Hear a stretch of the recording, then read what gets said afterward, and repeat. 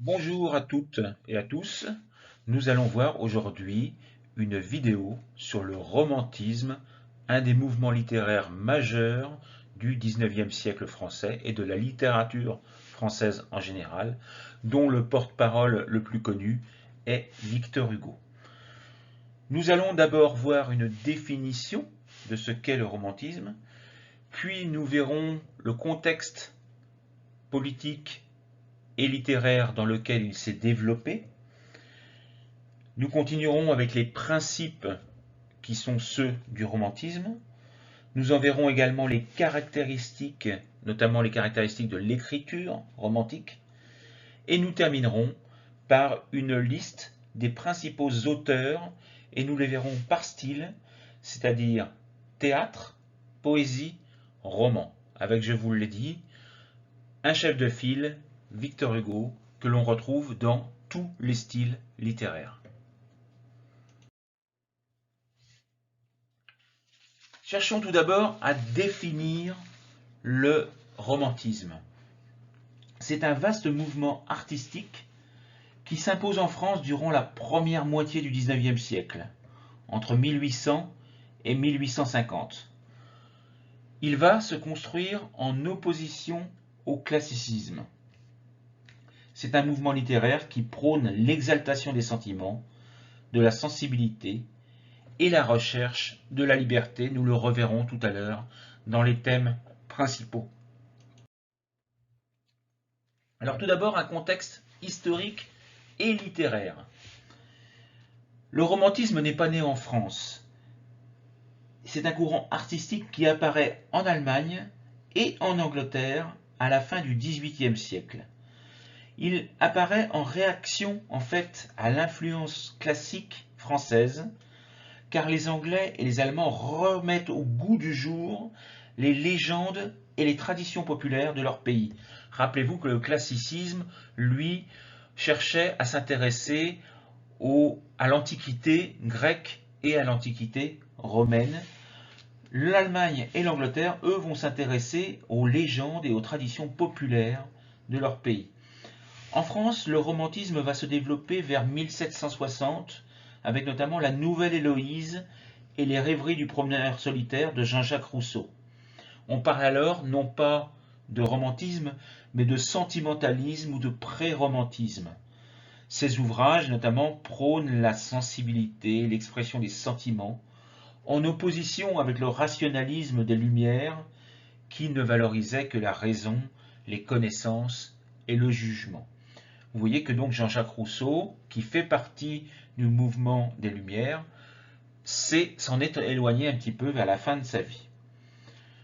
Au tout début du XIXe siècle, Chateaubriand et Madame de Staël considèrent aussi que le rationalisme des Lumières bride le cœur, l'imagination et les sentiments, et diffusent donc eux aussi les idées du romantisme. Et donc le romantisme va réellement commencer à s'imposer en France avec le succès des Méditations de Lamartine. Le romantisme, c'est également une réflexion sur l'art et le sublime. Alors à la fin du XVIIIe siècle, Kant, un philosophe allemand, réfléchit à l'art et au sublime. L'art ne doit plus imiter servilement la nature, mais il doit partir de la beauté naturelle pour accéder au sublime. Notamment dans son œuvre, dans son essai, on va dire, critique de la faculté de juger qu'il a écrit en 1790, Kant oppose le beau au sublime. Pour lui, est sublime ce qui dépasse le pouvoir de la représentation, ce qui est illimité, infini.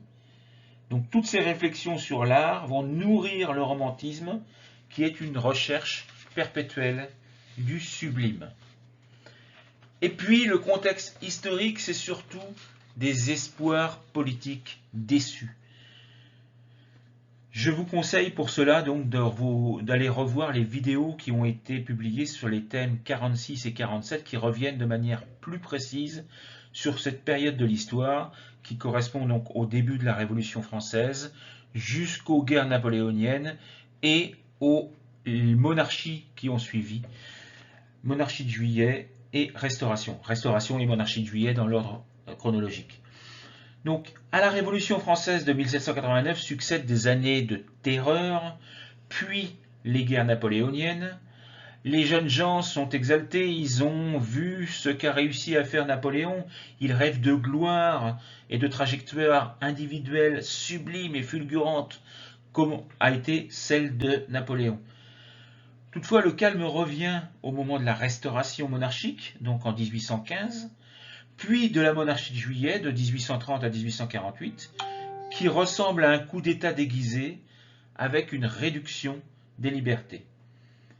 À partir de ce moment-là, les rêves de gloire et de révolution sont détruits et laissent place à la désillusion et à la mélancolie. C'est ce que l'on appelle le mal du siècle, ce sentiment d'échec, d'ennui et de désenchantement qui est décrit parfaitement par Musset dans La Confession d'un enfant du siècle en 1816.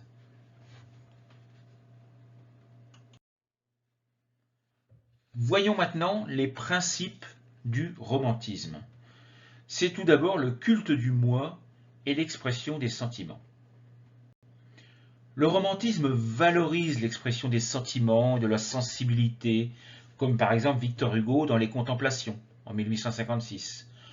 Le moi, c'est-à-dire le soi-même, n'est plus analysé comme dans le classicisme. Il est exalté, libéré, d'où de nouvelles formes artistiques, comme par exemple les journaux intimes, ou le succès d'œuvres lyriques, comme les méditations poétiques de Lamartine en 1820. Le romantisme montre l'individu et son monde intérieur, ses épanchements, ses émotions, ses aspirations. Mais ces aspirations sont souvent, nous l'avons vu avec le contexte politique, sont souvent désenchantées. Et elles sont souvent déçues.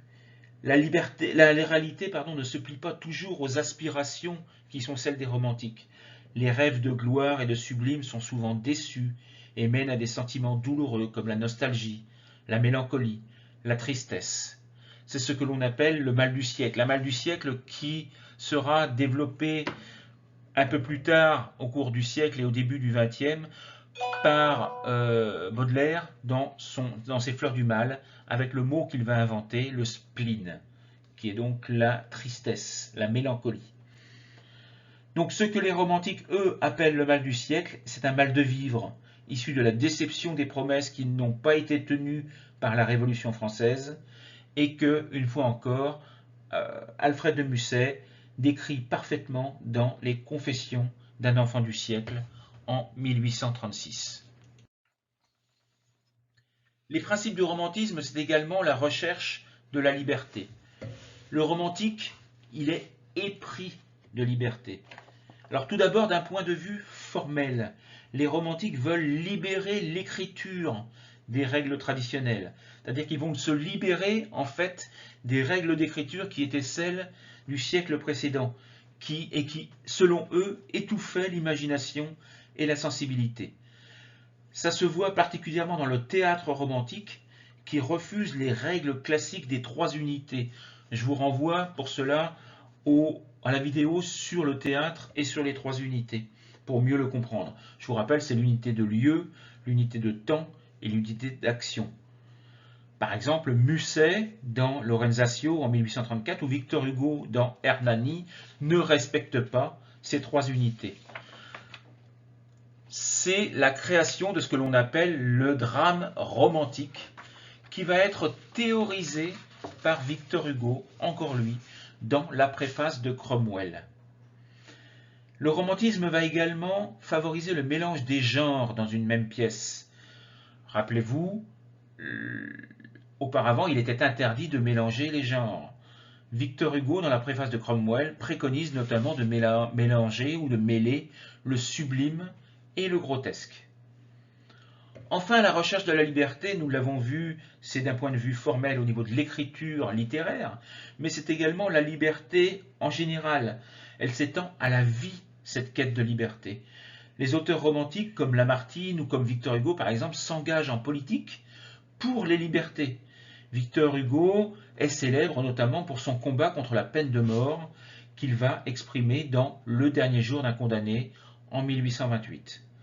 Le peintre Eugène Delacroix représente parfaitement cette soif de liberté des romantiques dans son tableau extrêmement célèbre, La liberté guidant le peuple. Un autre principe du romantisme, c'est la recherche de l'ailleurs. La liberté, ça veut dire également voyager. Mais voyager pas seulement dans l'espace, mais également voyager dans le temps. Donc, le voyage se fait dans un cadre spatio-temporel. Les romantiques se tournent notamment vers le passé, le Moyen-Âge, la Renaissance italienne, les romans historiques. Moyen-Âge, vous avez par exemple Notre-Dame de Paris de Victor Hugo, la Renaissance italienne, vous avez Lorenzaccio, etc. Il y a également un voyage physique, un voyage vers des lieux exotiques. Ils rêvent de contrées, ces romantiques rêvent de contrées plus exotiques. On les retrouve dans les Orientales de Victor Hugo ou dans Crépuscule, là encore, de Victor Hugo. Enfin, un dernier principe du romantisme, c'est le goût pour le mystère et le fantastique, qui sont exacerbés. On le retrouve dans de nombreux romans ou de nombreuses œuvres, comme par exemple Frankenstein de Mary Shelley, qui n'est pas un auteur français, Pauline de Alexandre Dumas, Les Chimères de Gérard de Nerval ou La Vénus d'Île de Prosper Mérimée. Nous allons maintenant passer aux caractéristiques de l'écriture romantique. Et la caractéristique principale, nous allons dire, de l'écriture romantique, c'est le registre lyrique. C'est le registre par excellence du mouvement romantique. Il permet l'exaltation des sentiments, l'expression des émotions, comme, nous l'avons vu, la mélancolie. Par exemple, Victor Hugo, dans Les Feuilles d'automne, dit « Mais moi, sous chaque jour courbant plus bas ma tête, je passe et, refroidi sous ce soleil joyeux, je m'en irai bientôt au milieu de la fête, sans que rien ne manque au monde, immense et radieux. » Donc vous voyez ce poète qui exprime sa mélancolie dans un monde qui semble tourner parfaitement sans lui et qui n'a absolument pas besoin de lui. Donc il exprime la solitude d'un moi, donc d'un poète vieillissant qui s'apprête à quitter le monde. Je vous précise quand même, la mélancolie va très très loin, puisque ce poème a été écrit en 1831. Victor Hugo avait 29 ans. Donc le vieillard est arrivé très très vite. Il mourra quand même en 1882, 50 ans plus tard. Donc la vieillesse va durer un certain temps pour lui. Le registre épique. Le registre épique est également fréquent dans les écrits romantiques. Il exalte l'énergie, la force, le sublime, et met en exergue des trajectoires individuelles extraordinaires. Par exemple, Victor Hugo, toujours lui, dans Hernani, dit « Détrompe-toi, je suis une force qui va, agent aveugle et sourd de mystères funèbres, une âme de malheur faite avec des ténèbres.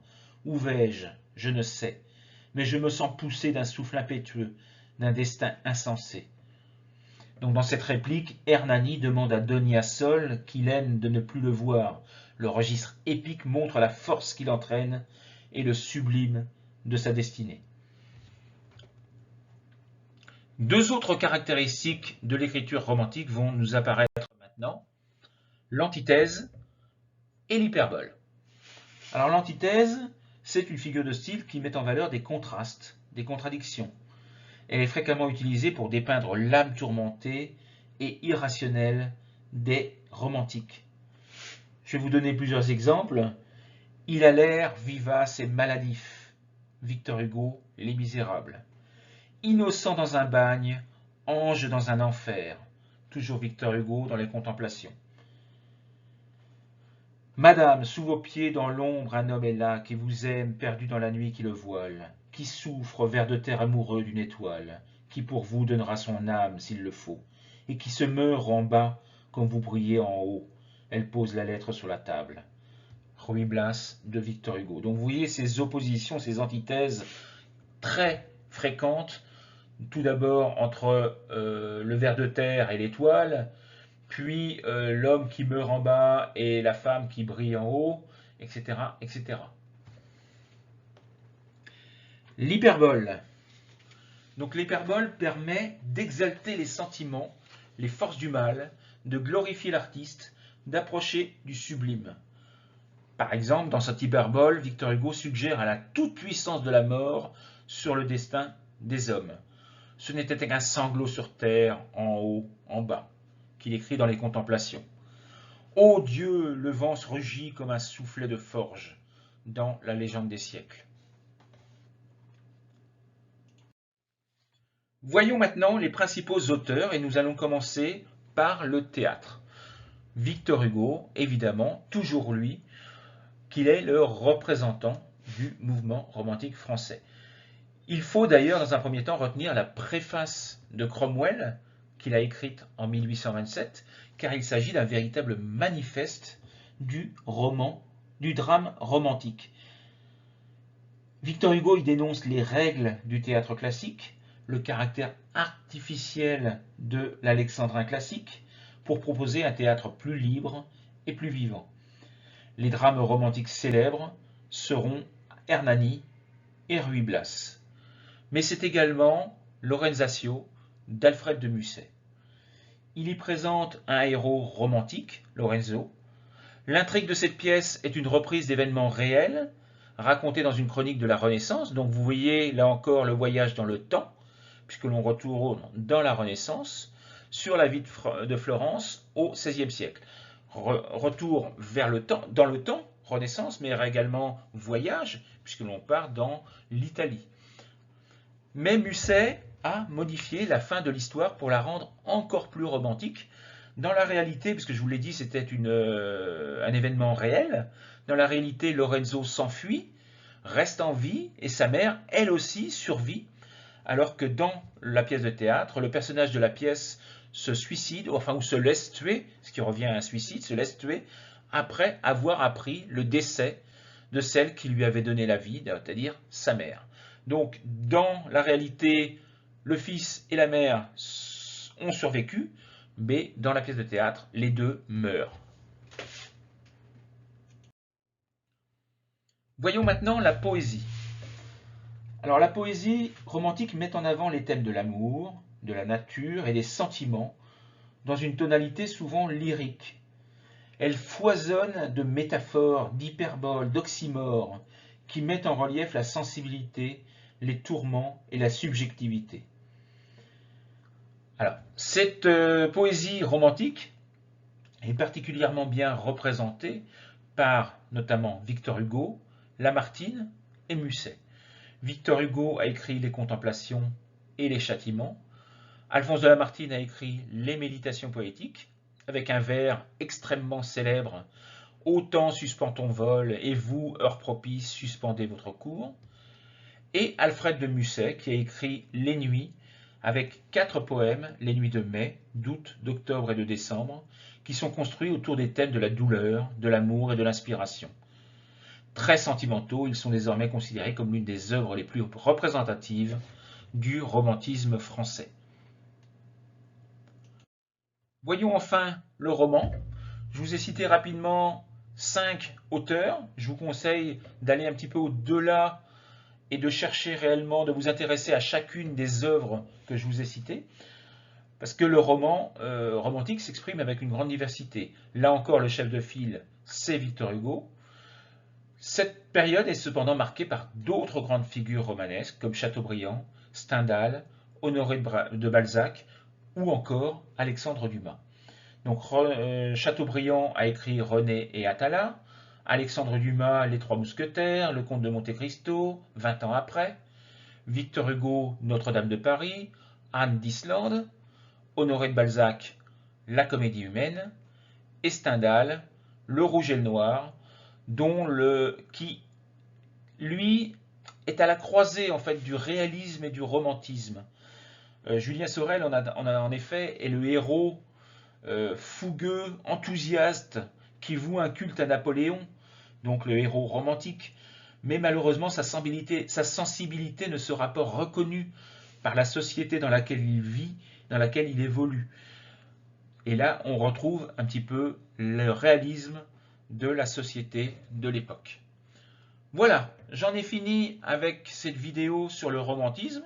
J'espère qu'elle vous aura permis de mieux comprendre ce mouvement littéraire. À bientôt pour une autre vidéo. Au revoir. Et surtout, n'hésitez pas, si vous aimez ces vidéos, abonnez-vous à la chaîne et parlez-en autour de vous. Si vous savez qu'il y a des personnes qui sont intéressées par la langue française, par la littérature française, n'hésitez pas à leur parler de ma chaîne. Merci, au revoir.